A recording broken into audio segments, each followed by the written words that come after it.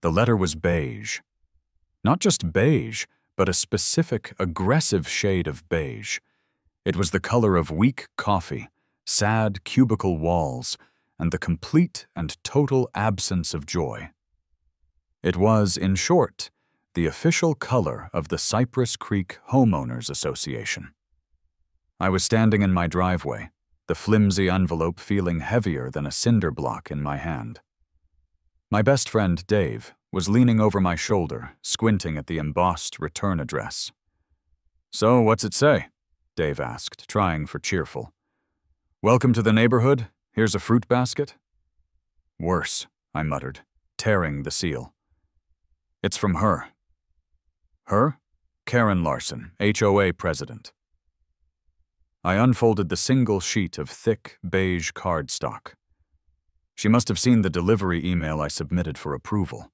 She must have been waiting for it. Dave, to his credit, was the entire reason for this mess. He'd just finalized a divorce that could only be described as biblical in its level of destruction. He was left with his car, 3 boxes of clothes, and a cripplingly expensive new hobby: paying alimony. The plan was simple. He'd crash with me for a year, get back on his feet. There was one problem. My 2-bedroom house's spare room had, over the last 2 years, become my permanent mission control-style work-from-home office. We're talking dual monitors, a server rack, and enough wiring to look like the intestines of a star destroyer. There wasn't room for a cot, let alone a human man. So I'd had a brilliant idea. My backyard was huge. We'd order one of those sleek, high-end, futuristic guest pods.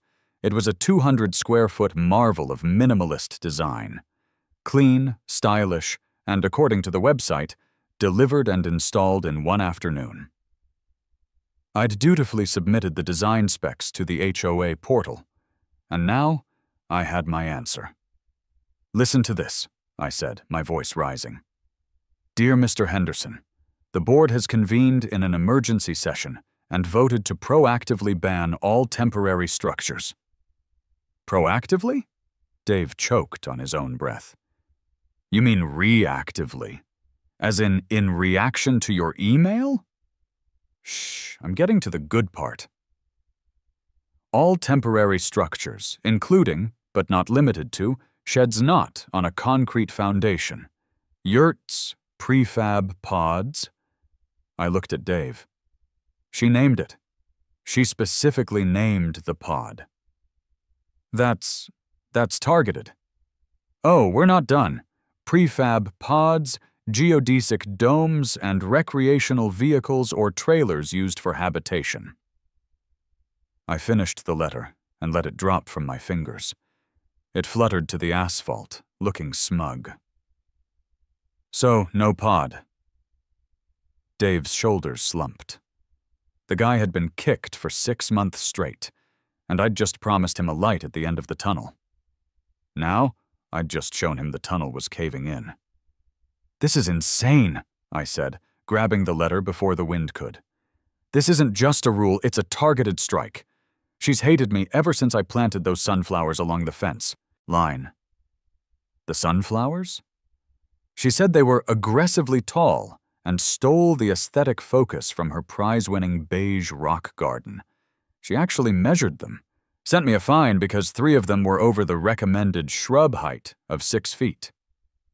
"This woman needs a hobby," Dave sighed. "This is her hobby, man. This is her Super Bowl." I looked back at my house, then at the empty patch of grass in the backyard, a perfect 12 by 20 rectangle of possibility, now legally neutered. "It's fine," Dave said, running a hand through his hair. "I'll take the couch. It's only for a few months. Hope you like my snoring." "No, absolutely not." My jaw was set. I refused to be beaten by a woman who weaponized beige. "She wants to play by the rules? We'll play by the rules. We just have to read them. Very, very carefully." That night, we were sitting in the backyard, nursing a pair of cheap beers and staring at the offending empty patch of grass. The crickets were chirping, The air was mild. It was a perfect suburban evening, ruined by tyranny.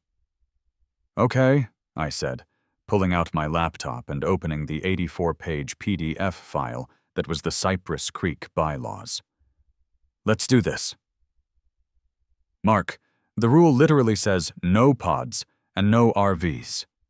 What's the loophole?" "She was sloppy," I said, my eyes scanning the document. "She was in such a rush to screw us that she was sloppy. Look at the wording." I highlighted the sentence, Article 7, Section 4A. "The board hereby bans all temporary structures."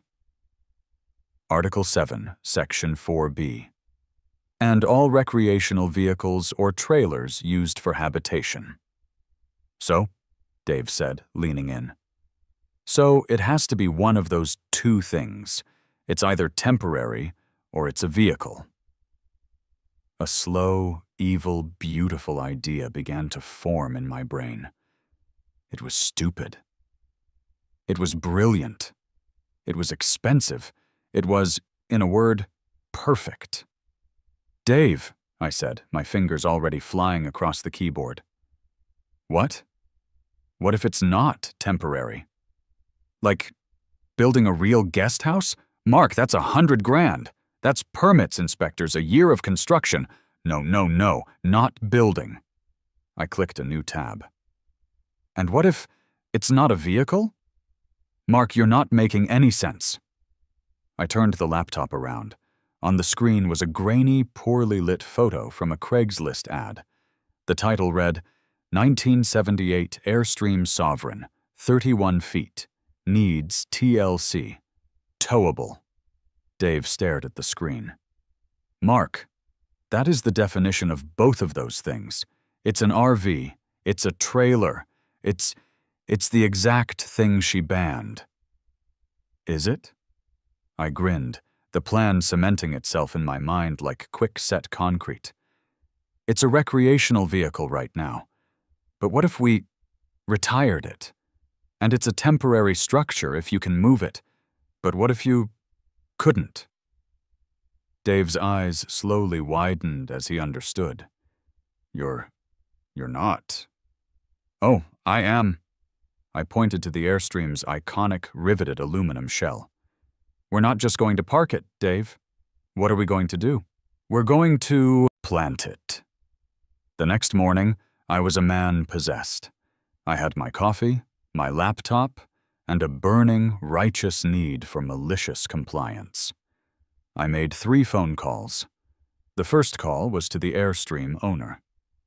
He picked up on the 8th ring, his voice gravelly. "Yeah? Hi, is this Gary? I'm calling about the 1978 Airstream Sovereign." "She's a beaut, ain't she?" he rasped. "Good bones. Needs polishing, but the axle's straight. Tows like a dream. Got a fella coming Tuesday to look at the hitch." "Gary, I have a weird question. I don't care if it tows."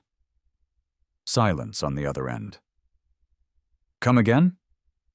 "I don't care about the axle. I don't care about the hitch. I don't even care about the tires.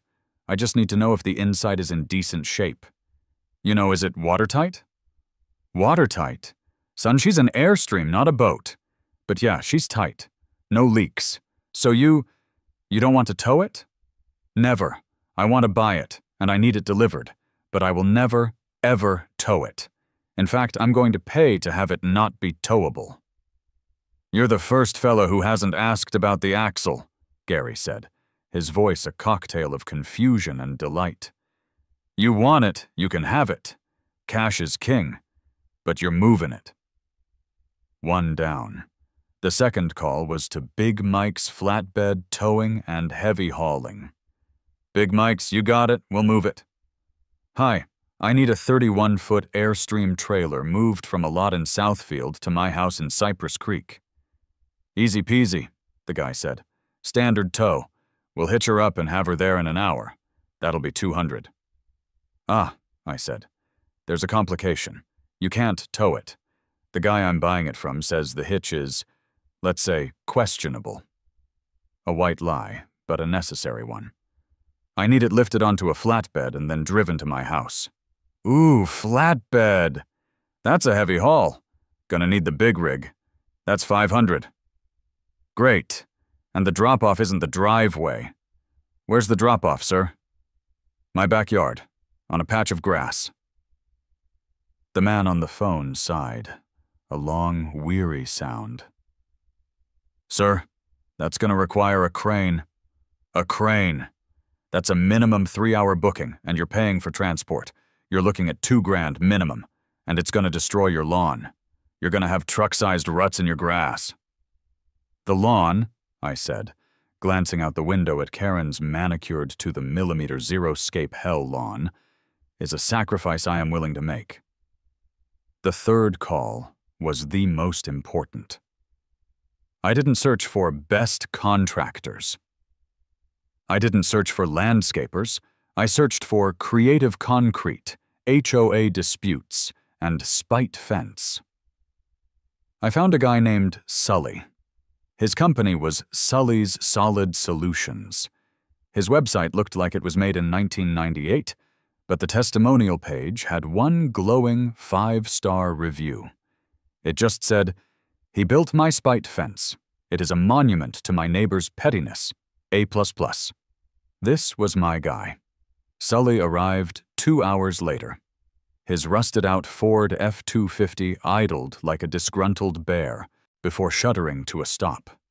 He got out, a tall man made of beef jerky and sawdust, with a face that looked like it had been carved from a block of wood with a dull knife.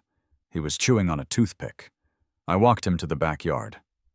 "So," I said, "I need a concrete slab, perfectly level, about 12 by 32 feet.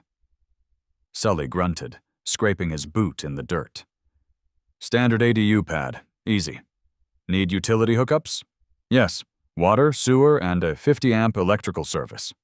"Right, that's a standard accessory dwelling unit pad, easy.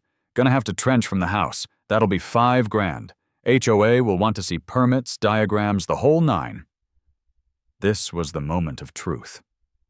"Right, about that," I said, trying to sound casual. "It's not, technically, an ADU. It's for, well, it's an Airstream, a 1978 Sovereign." Sully stopped chewing his toothpick. He turned his head slowly and stared at me. His eyes were blank. I thought I'd lost him. "You're gonna park a trailer on it," he said flatly. "No," I corrected him. "I'm going to ground it. We're taking the wheels off. We're bolting the frame to the foundation. I need it to be permanent. A permanent guest cottage." Sully's gaze shifted from me to the house across the street. Karen's house. He squinted. A very slow, very terrifying grin spread across his face, revealing a gold tooth. He took the toothpick out of his mouth. "You're in Cypress Creek," he said. It wasn't a question. "I am.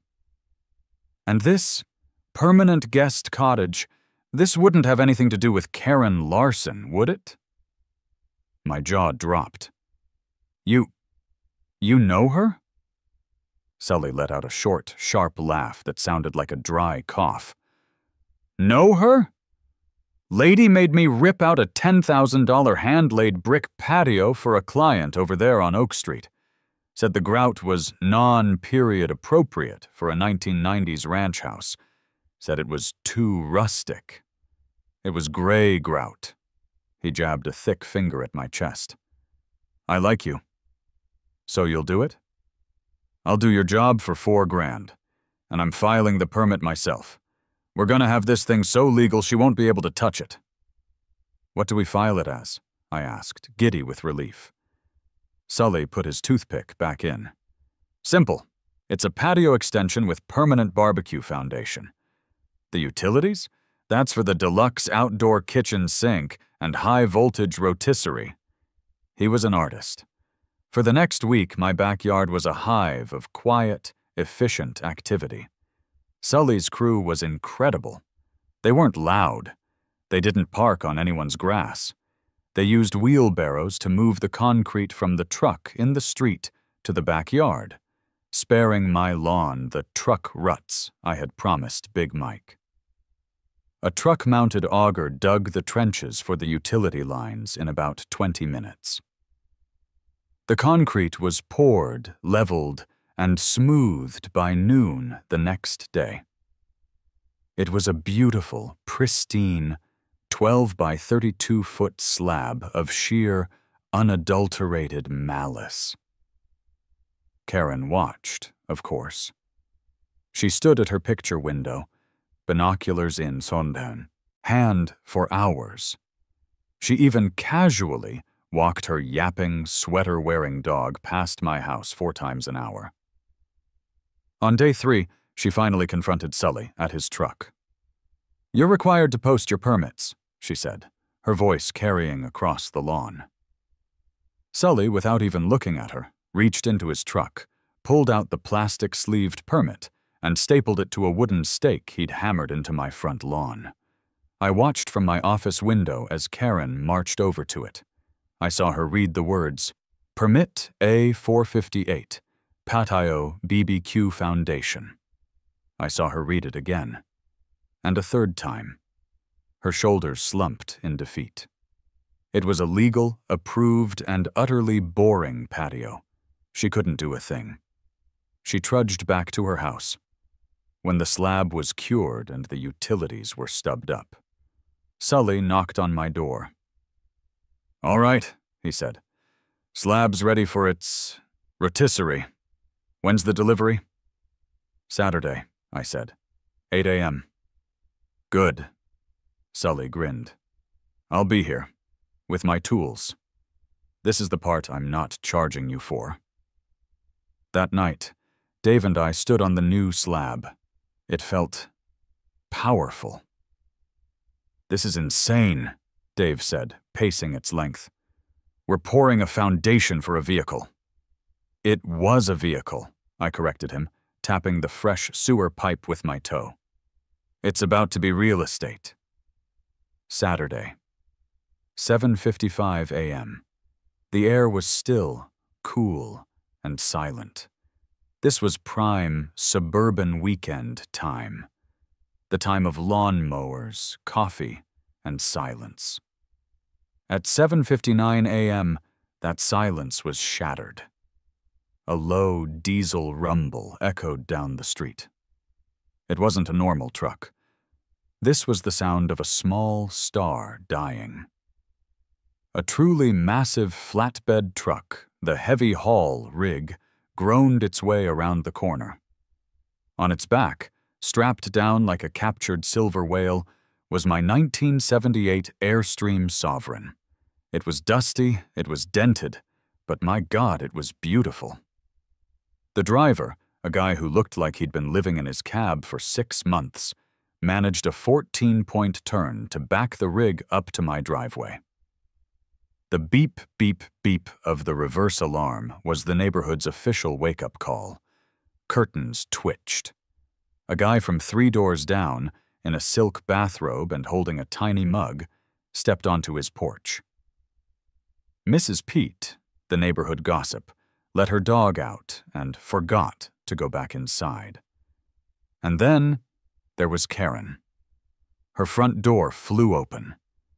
She power-walked across her lawn, already wearing her official beige HOA polo shirt, and, I swear to God, holding a clipboard. She looked like she'd been sleeping with it, just waiting for this moment. "Mark! Mark Henderson!" she yelled. I was already in the driveway, holding a coffee for the driver. "Morning, Karen," I said, giving her my brightest, most cooperative smile. "Lovely day, isn't it? Just some landscaping." "That is not landscaping," she shrieked, pointing a trembling finger at the 31-foot aluminum torpedo on the truck. "That is a clear violation of Section 7, recreational vehicles. It's a trailer." "It's just a delivery, Karen.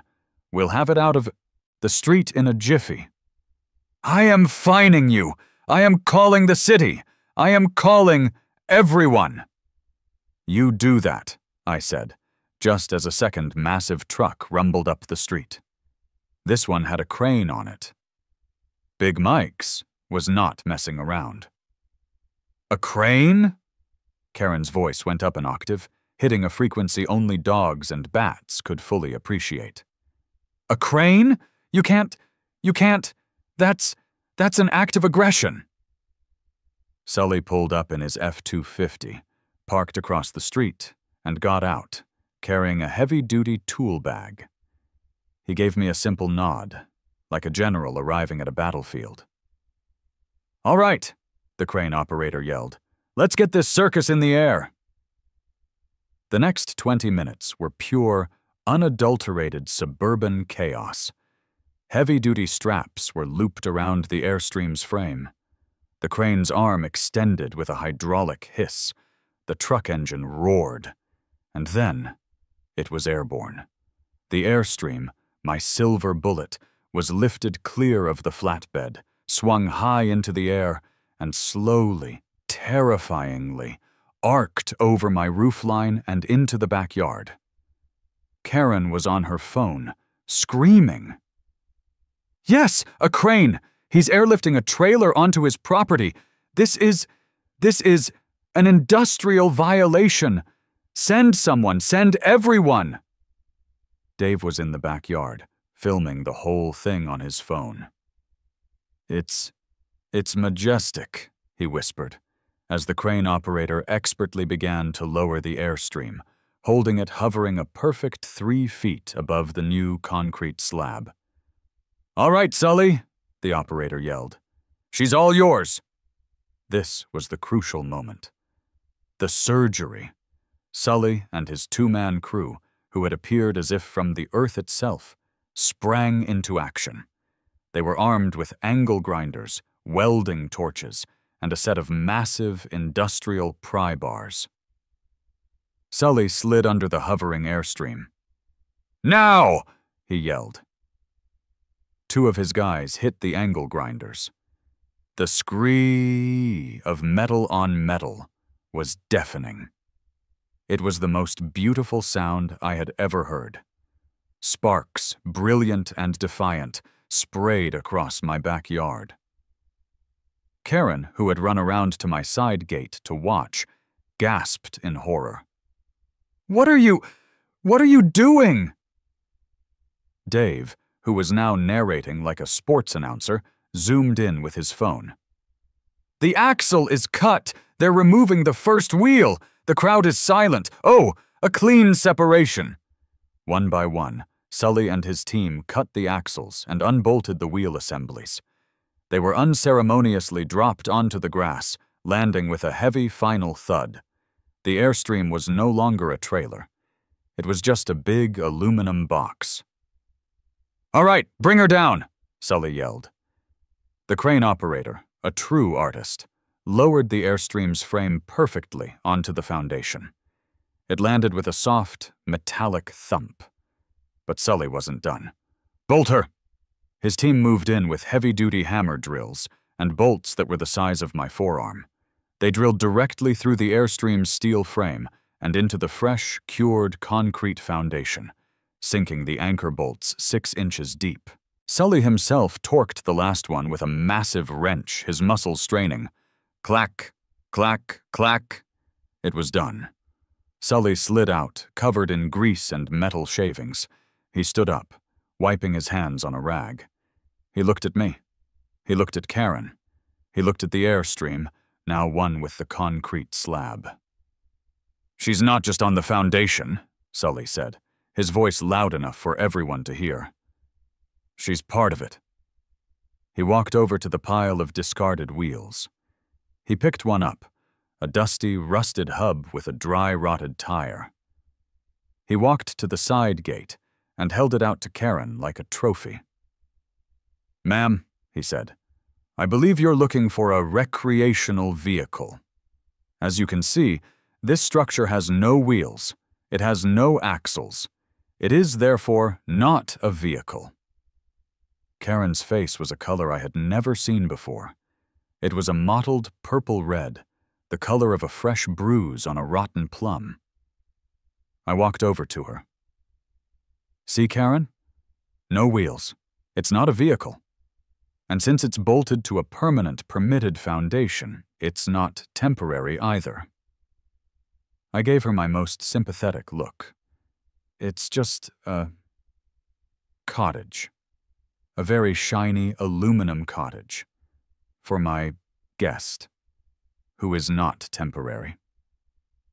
As if on cue, Dave, who had run into my garage, came jogging out. He was carrying a small, beautifully carved wooden sign. He walked up to the Airstream's door, hung the sign on a pre-placed hook, and stepped back. It read, "The Cottage." Karen just stood there, her mouth opening and closing, making no sound. For the first time in her recorded history, she was speechless. Karen's speechlessness lasted for approximately 30 seconds. It was a glorious 30 seconds. Then, she found her voice. And, unfortunately, her phone's dial pad. "Police! I need the police!" she shrieked, her voice cracking. "And code enforcement, and the SWAT team probably. He's built an illegal building." The crane operator, having been paid in cash, was already packing up. Sully and his team were loading the discarded axles and wheels into the back of his truck. "You want these planters?" Sully asked me, holding up one of the wheel hubs. "You know what?" I said, looking at Karen's purple face. "Leave 'em. Leave all 4, right there on the grass. I've got an idea for them." Sully grinned. "My pleasure." He gave me a final nod, tipped a non-existent hat toward Karen, and drove off, a true hero of the suburbs. 20 minutes later, just as Dave and I had plugged in the Airstream's main power line, bringing the cottage's lights to life, a cruiser rolled up. Not one, but 2. Karen had apparently been very convincing on the phone. 2 officers got out. One was young, with a fresh-pressed uniform and an eager, by-the-book look. His name tag read Blevins. The other was older, probably a few years from retirement. His name tag read Miller, and he had the weary, exhausted sigh of a man who had seen far too many HOA disputes. Karen, who had not moved from her spot, ran up to them before they even cleared their car. "Officers, thank God. This man," she said, pointing at me with a shaking, accusatory finger, "has installed an illegal trailer in his backyard. He's violating everything. He used a crane." Officer Blevins, the young one, pulled out his notepad. "Ma'am, please calm down. Illegal trailer?" He turned to me. "Sir, do you know anything about an illegal trailer?" "Good morning, officers," I said, leaning casually against my mailbox. "I have no idea what she's talking about. I'm just admiring my new guest cottage." "Sir," Blevins said, adjusting his belt, "that looks like an Airstream, which is a trailer." "It was an Airstream," I corrected him gently. "It's had a career change. Would you like the tour?" Miller, the older cop, sighed so hard I thought he might deflate. "Yeah, kid," he said to Blevins. "Let's go see the cottage." I led them through the side gate. Karen followed so closely she was practically stepping on my heels, muttering, "Section 7, clear violation, fining him, property values." We entered the backyard. The Airstream, no, the cottage, was gleaming. Dave was inside, had already plugged in a coffee maker, and was waving from the window. "Officers," I said, gesturing with an open palm, like a game show host, "please show me the vehicle.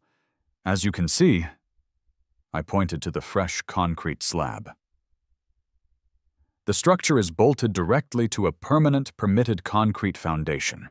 Sully, my contractor, sunk 6-inch anchor bolts through the frame." Blevins knelt down, his crisp pants brushing the dirt. He tapped one of the massive bolt heads. He bolted it to the ground. That's right, officer, I said, making it a permanent structure, not a temporary one. But it's a trailer, Karen insisted. Is it? I asked. I walked her over to the pile of dusty, rusted wheels and axles Sully had left for me. A trailer, or any vehicle for that matter, requires, well, these. I tapped one of the tires. Wheels, axles, a hitch. You'll find my Cottage has none of the above.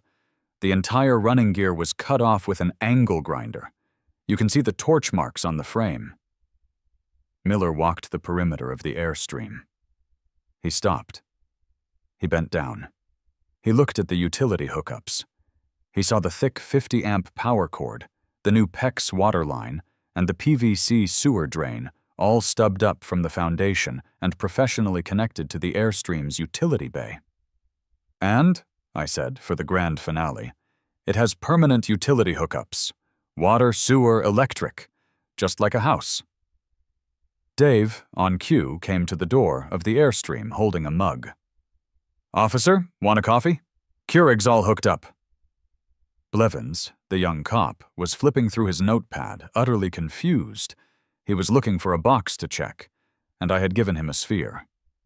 But, sir, the bylaw, she said, you can't live in an RV. Officer Miller, I said, turning to the older cop. What's the legal definition of a vehicle? Miller stopped his inspection. He looked at the Airstream. He looked at the foundation bolts. He looked at the utility lines. He looked at the pile of wheels. He looked at Karen, who was vibrating with rage. Then he looked at me, and he smiled. It was a small, beautiful, tired smile. Ma'am, he said to Karen, I don't see a vehicle. A vehicle, by state legal definition, must be capable of vehicular motion.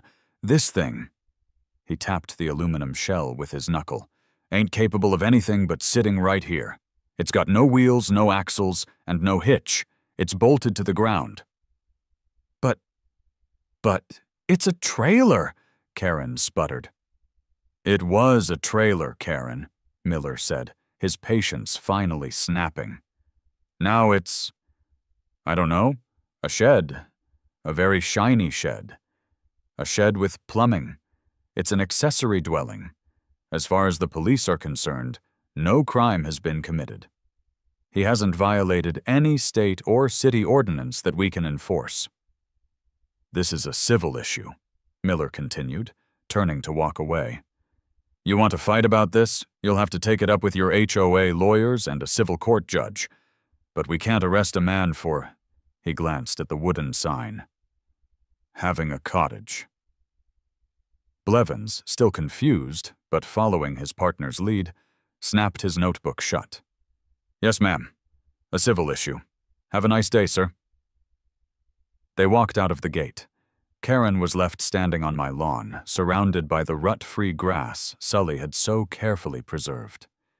Her mouth was open, her clipboard was at her side, and her entire world was collapsing. She had brought the full force of the law to bear, and the law had just asked me for coffee. She didn't say a word.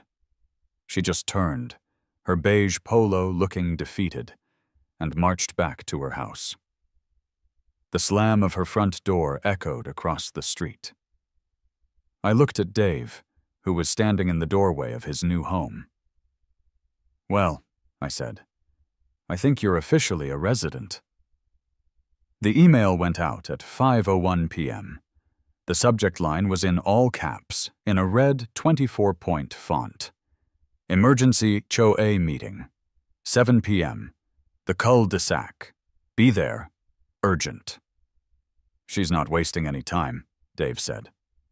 He was sitting in the Airstream's original 1970s-era avocado green armchair, reading a book. The cottage, it turned out, was incredibly cozy. She can't, I said, leaning in the doorway. She just lost the legal battle. Now she's trying to win the political one. She's going to try and get the neighborhood to lynch me. Are you worried? Worried? Dave, I'm making popcorn. At 6:55 p.m., the cul-de-sac was a sea of confused and annoyed neighbors. People in sweatpants, people still in their work clothes, people walking their dogs. In the center of the cul-de-sac, illuminated by a streetlight, Karen was standing on a folding lawn chair. She was using it as a soapbox. She held a stack of papers in her hand. "Thank you all for coming," she said, her voice tight and shaky. "I'm sure you've all seen—" She paused for dramatic effect. "The installation at Mr. Henderson's property." All eyes turned to my house.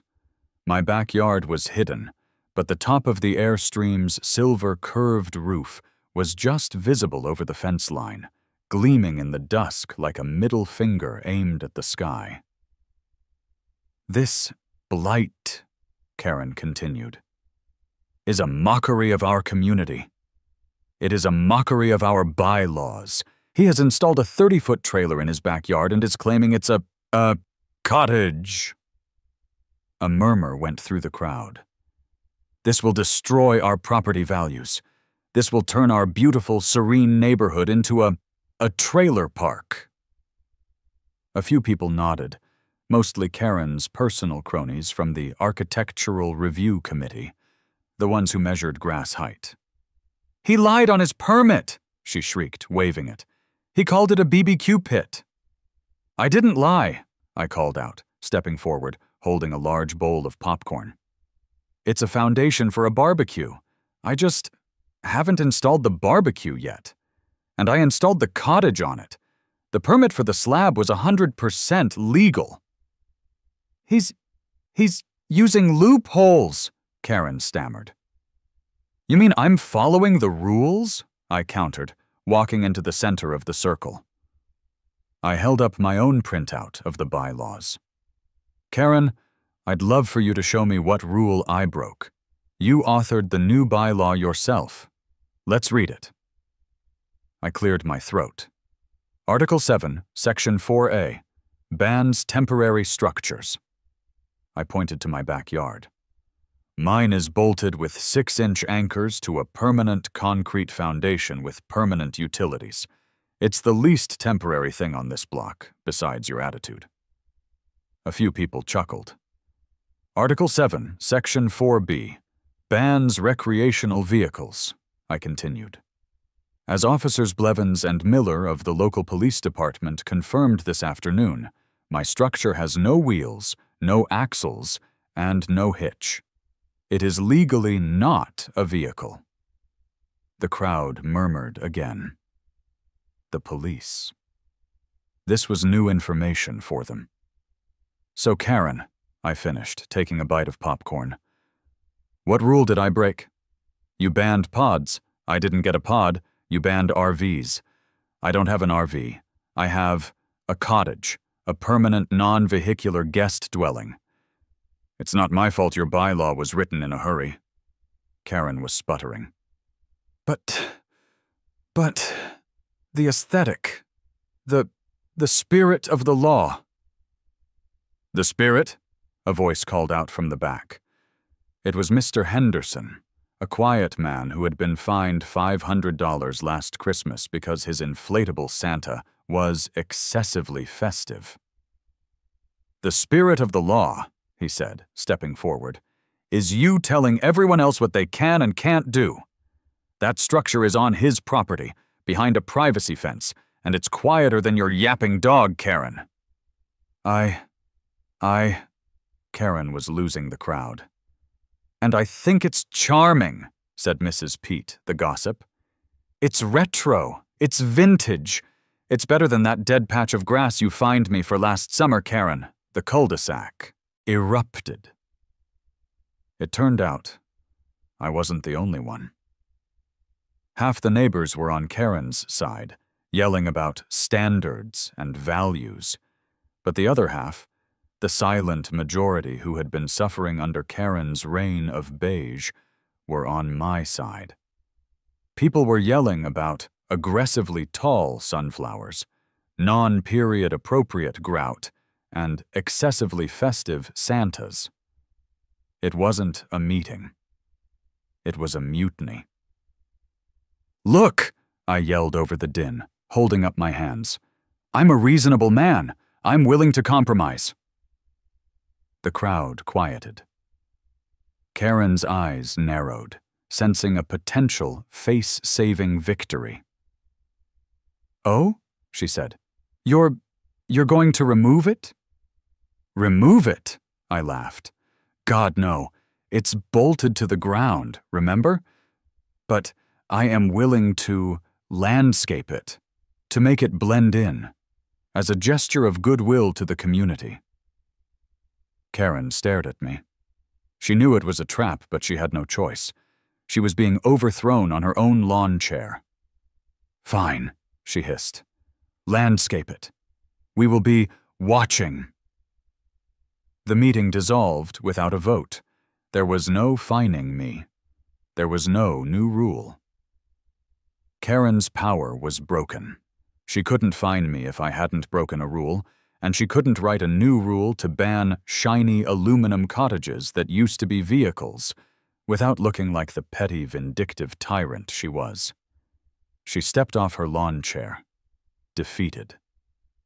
1 week later, I was sitting in my backyard on a new patio chair across from Dave, who was sitting in his new patio chair right outside the door of the Cottage. "It's nice, right?" Dave said, sipping a beer. He was a new man. He was smiling. He was even, dare I say, relaxed. The Cottage was fully set up.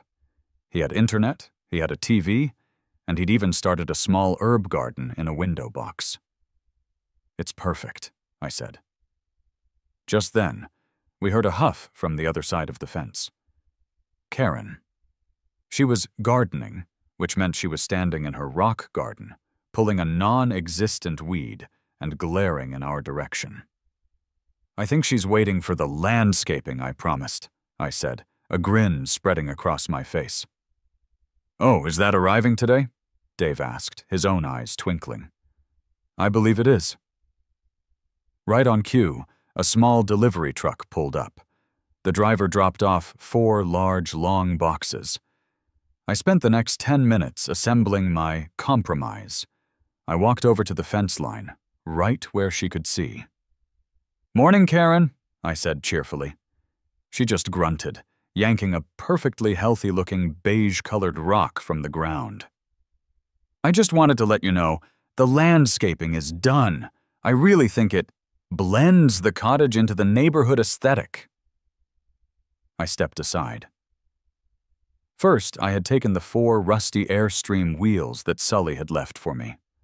I had sanded them and painted them the 4 most obnoxious, non-HOA-approved colors I could find: neon lime green, hot pink, safety orange, and electric blue. And in each one, I had planted a new, aggressively tall sunflower. Second, for the finishing touch, I had taken the 4 brand-new 1970s-style pink plastic lawn flamingos I'd ordered, and I'd permanently installed them in a concrete planter right next to the cottage door. Karen stared. Her eyes went from the hot pink wheel planter to the electric blue wheel planter, to the 4 tacky, beautiful flamingos standing proudly in defiance of all things beige. Her face went through that magnificent purple-red transformation I had come to love. She made a sound like a kettle boiling, dropped her rock, and stormed inside. The slam of her door was once again music to my ears. Dave came over and handed me a beer. "You think she likes the new decor?" he asked. I watched Karen's curtains twitch violently, then snap shut. "I think," I said, taking a long sip, "she's appreciating the permanent beauty of it all."